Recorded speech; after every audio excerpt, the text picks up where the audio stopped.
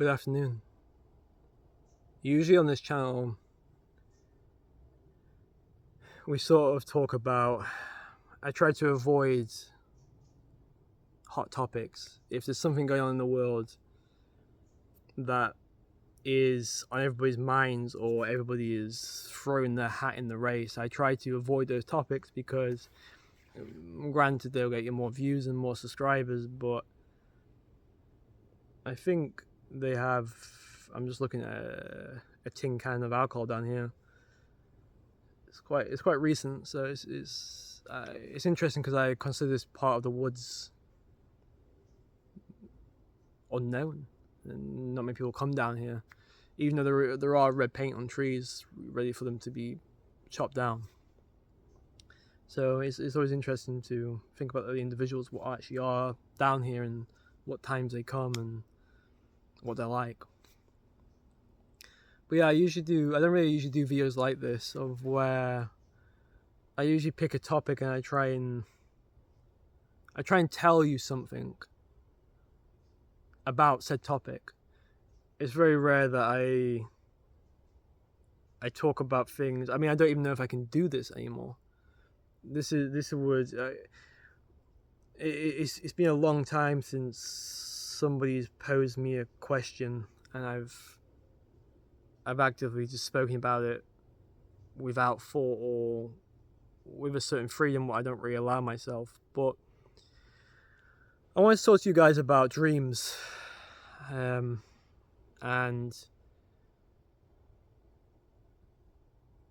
I think dreams are the most important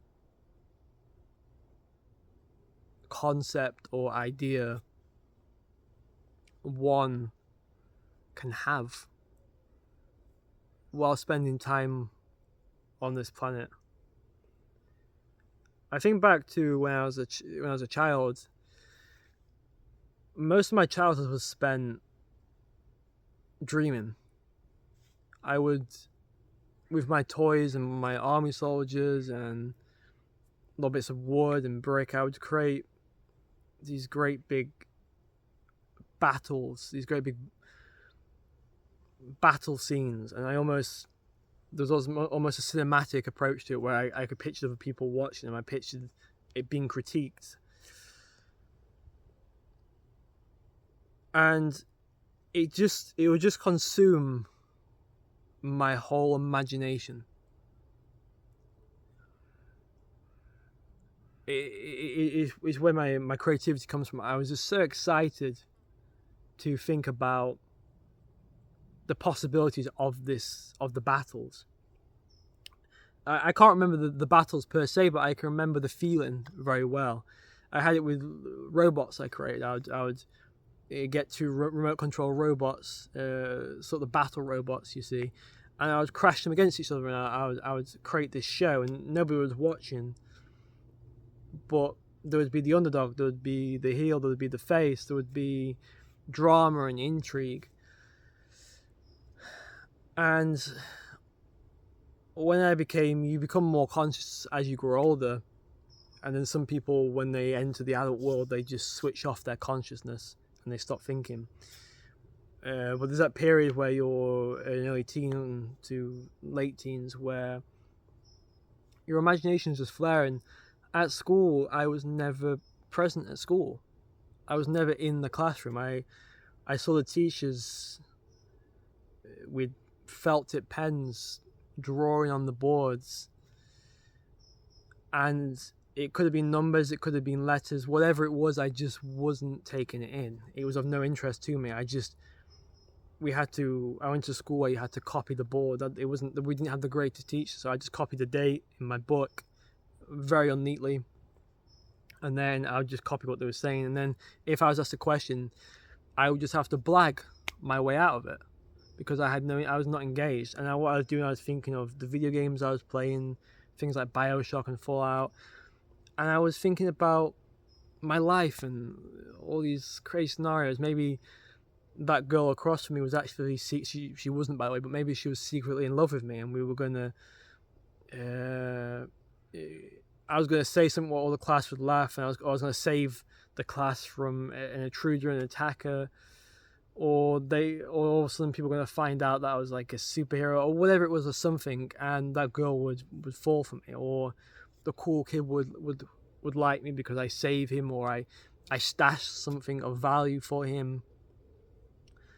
That's all I did. I just sat there and I just dreamed, and I dreamed my way into the life I live now.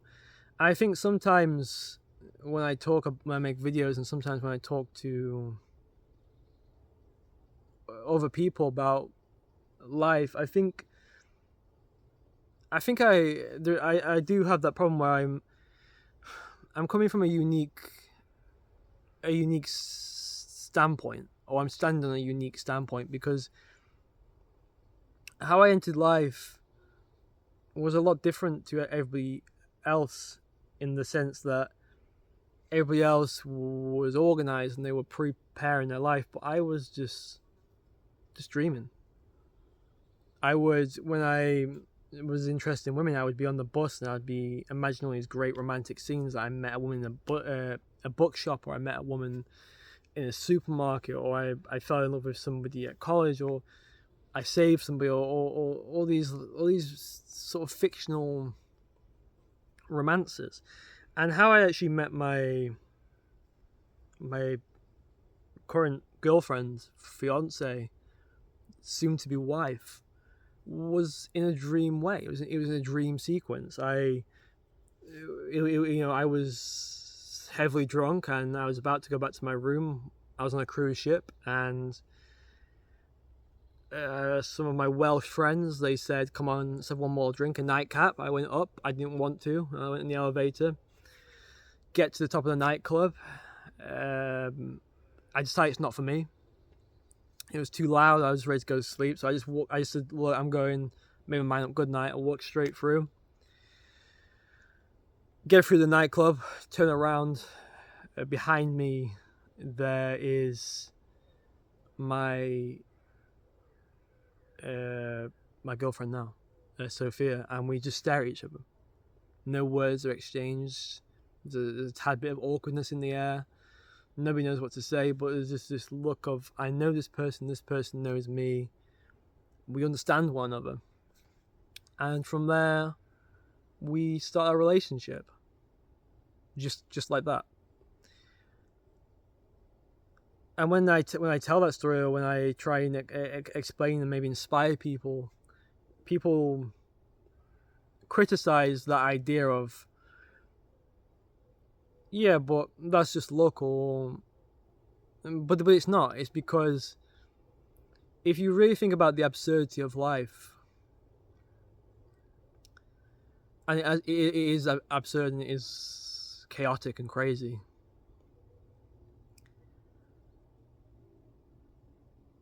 it is almost a dream.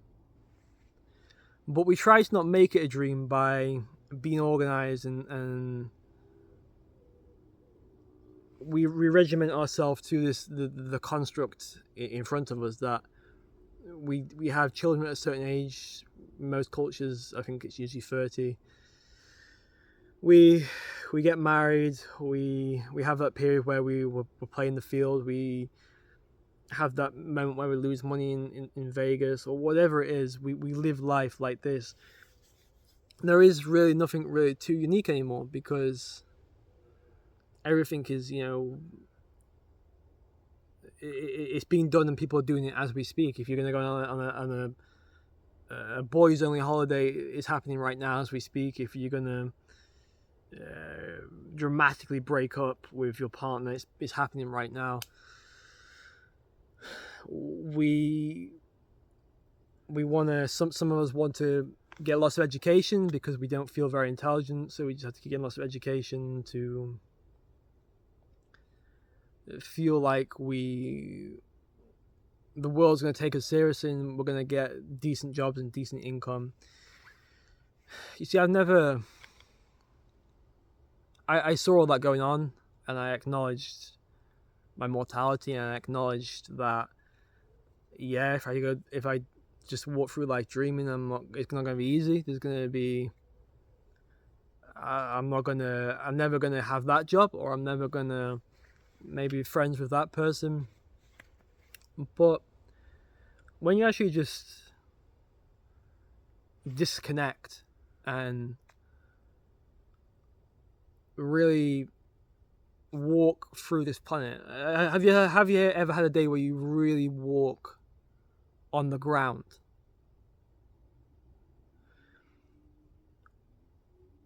When you forget the human construct, when you forget the egos and the bills, and you just dream, the world becomes such a interesting, inspiring, and incredible place. And we all dream, because we have to dream a little in order for us as species to advance. Some of us dream about getting a new car, some of us dream about getting new sunglasses. I'm just saying that because I've got some in my pocket. Some of us dream about traveling, some of us, but I've always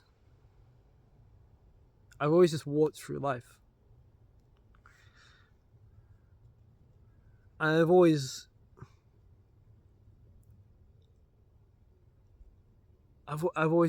dreaming, always. And the beautiful thing with that is you're able to switch off from yourself as well. Because the self what I present you guys, and the self what is me back in my apartment, it's a true representation in a sense, but it's like a candlelight. It's not the candle.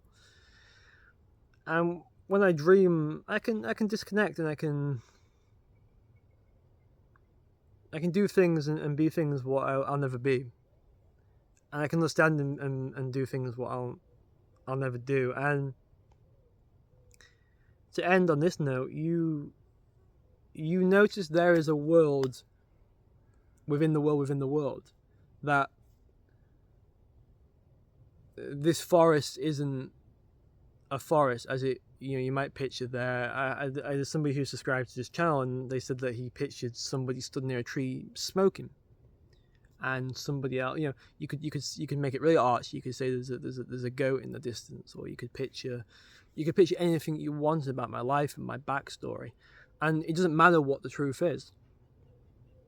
And that's how people believe lies, and that's how people believe politicians, because people just want to be sold the dream. They want to be told that whatever can be fixed. But I'm not talking about that. I'm just talking about the beauty of imagination. And you go on a cruise, and it's all modern and it's all capitalistic.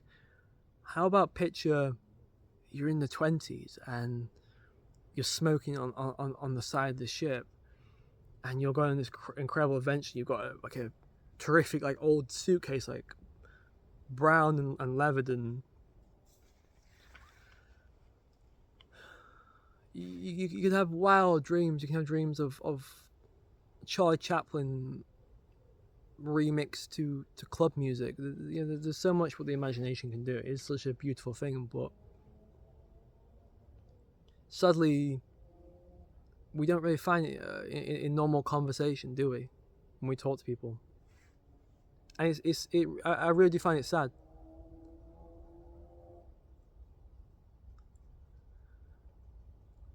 Because it adds this sort of vanillahness, this sort of boring. We forget the child in us. We forget that this is ridiculous, all of it. Okay. Keep dreaming, guys. Keep dreaming. Ciao.